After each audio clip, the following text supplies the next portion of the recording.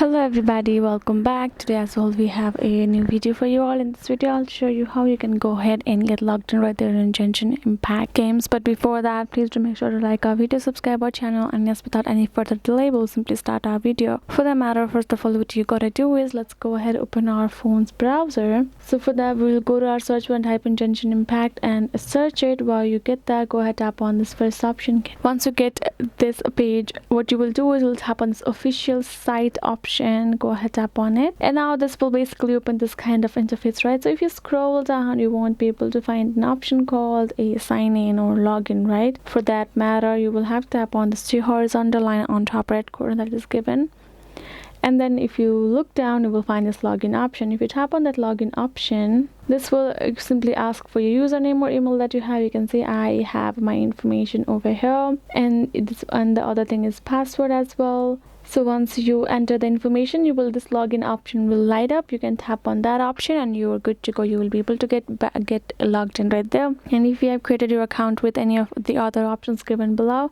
simply tap on that particular option and you're good to go. You will get logged in.